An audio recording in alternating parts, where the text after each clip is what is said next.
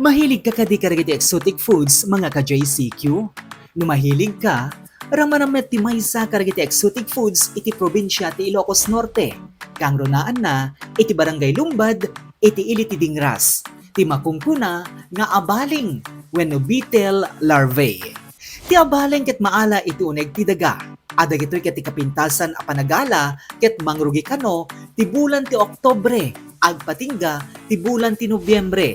Ta sigon dagiti nakasarsarita ti JCQ Online TV channel ket dagitoy kano a bulan ket nalulukmeg dagiti abaleng.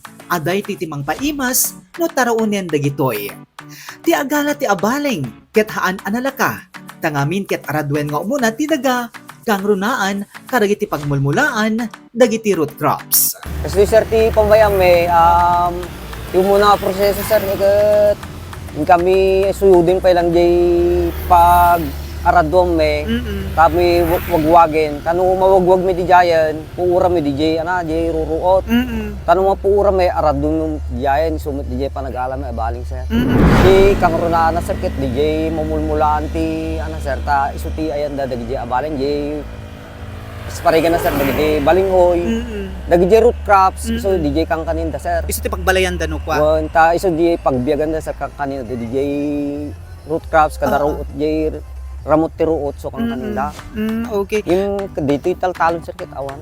Okay. So, ano nga bulan iti panangrugida nga agruar?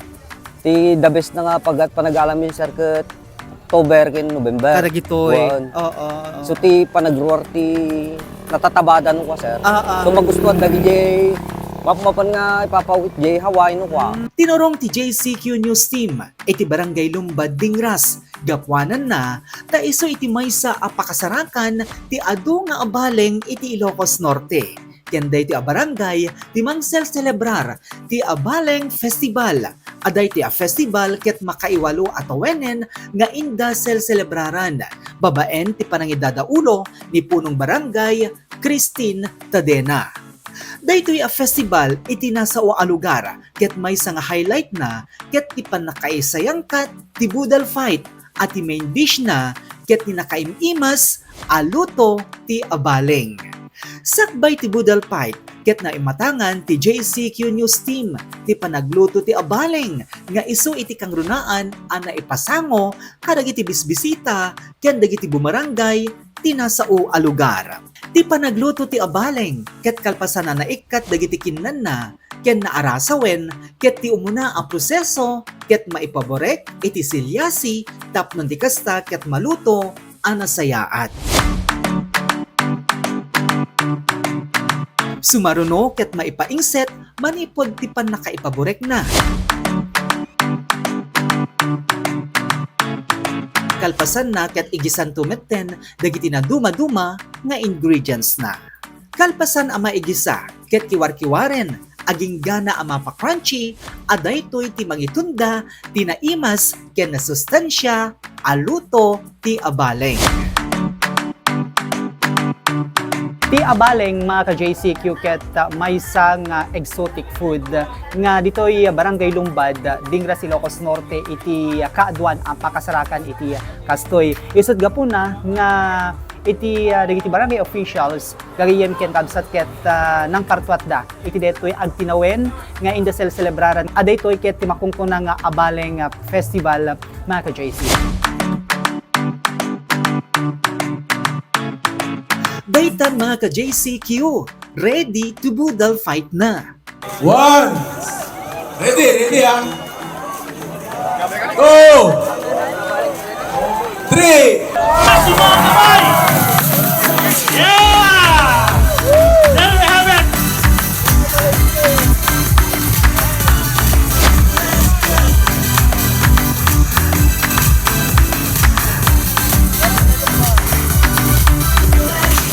Dito'y ang nagyaman ni punong barangay Christine Tadena, ti Balay Gimanen, apan nakaisayangkat ti Abaleng Festival. Happy 8 Abaleng Festival. Maragsakan na kasi kadeti panagselebrar tayo ti Abaleng Festival ket makita ti suporta ti kabaranggayan ken kanlang ti kabaranggayan apuno di ket di nagasabali pay nga ili Kasi makita mo kinaadyo ti umay, lalo di kiti ka barangay, permit ti ng pagsuportada ako dito abaling festival.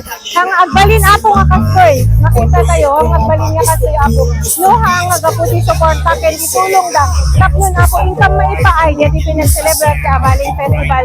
Kasi no income mag-celebrate ako dito, haan lang ako nga effort ni nga barangay officials, kenti SK officials no di kasi amin nga bumarangay ako, tulong-tulong kami amin ako, tapnon income magunod ti kasi nga pinag-celebrate ako.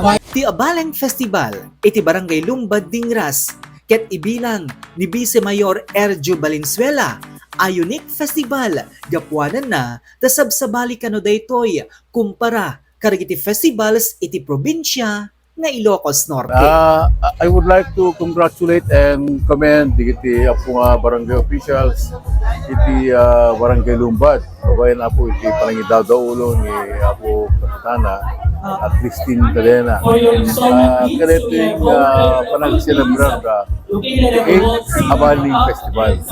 This is unique festive celebration. Dahil if you compare, karigit na dumadumang ang angayan tayo nga pesta celebration, karigit na dumadumang nga barangay, and even the local government unit of Dingras. We usually do the traditional way of fiesta celebration. But of course, ito yakit they are promoting their product that the pagtangtangsik na ito nga abaling. Yes, sir. It's unique. Tayo ko nata this is an exotic product that will benefit each and everyone. So nga alagot nga gundaway to congratulate each and everyone. They tweak it Abaling Festival, ket naangay pa dati Bodel Fight. Dito maka-inspire la unay.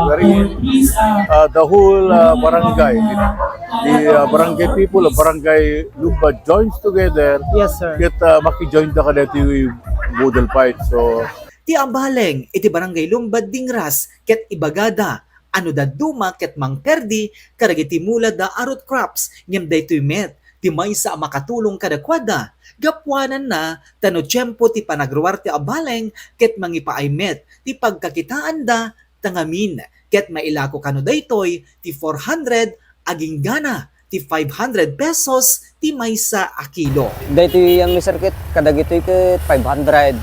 Tano damdamo, kwa medyo nakutong pa, tigdamot 400 kasi ay. Okay, so ibilang yun dito nga may isang pagkakitaan yun no kasi nga panawin. Ay, wen sir, dak nga kwa mi dito sir nga katulungan mi nga da kami nga maperper dyan ti mulmula. Oo.